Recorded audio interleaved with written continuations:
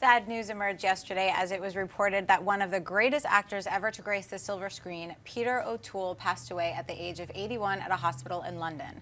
O'Toole was always best known for his role in Lawrence of Arabia, but over the course of his career, he became one of only 8 actors in history to be nominated for the Academy Award at least 8 times, all of which for O'Toole were the Best Leading Actor. On top of those nominations, O'Toole was honored in 2003 with an honorary Academy Award for a Lifetime Achievement. John, your thoughts on the passing of Peter O'Toole? It's a different kind of sadness than with the recent passing of Paul Walker. Because, when Paul Walker passed away, very young man, right in his prime, just coming into the height of his popularity. And so there's an extra element of tragedy here.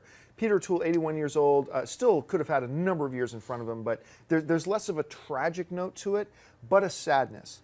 This is... as movie fans, all of us will sit around sometimes and hyperbolize and use things like one of the greatest, one of the best. Peter O'Toole is one of the greatest actors ever to be on the silver screen, ever. And I'm not just talking about, it's okay and natural for a lot of us just to think about Lawrence of Arabia. The dude was nominated for Best Lead Actor 8 times, as recently as 2007 for Venus. My personal favorite performance of his was My Favorite Year, which is actually one of the very first movies I ever watched. I think it was like 82 or 83. I was a little kid at the time. But he was just so astonishing. And recently, a lot of people don't realize he was the voice of Anton Ego in Ratatouille. He was the voice of the food critic. I loved him in Stardust as the king who was dying. He was one of the only things I liked about Troy.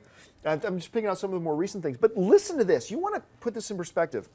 Kristen Lee mentioned one of only 8 actors in history to be nominated for an Acting Academy Award 8 times, okay? There are a number of other actresses who also, but in the actor category, only 8. Listen to the company Peter O'Toole is in.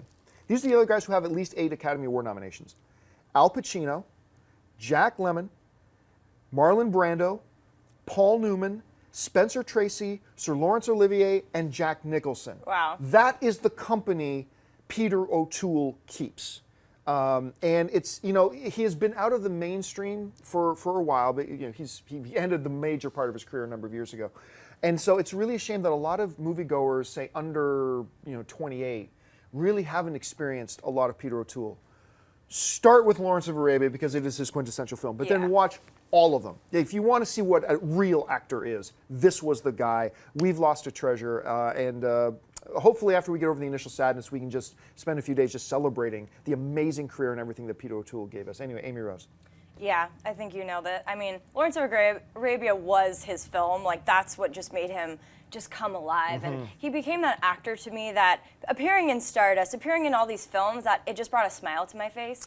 Because he just has this movie star quality that so many actors nowadays don't have. When he's on screen, he just lights it up, and his eyes are so powerful and intense. And I think you nailed it too with the Paul Walker thing.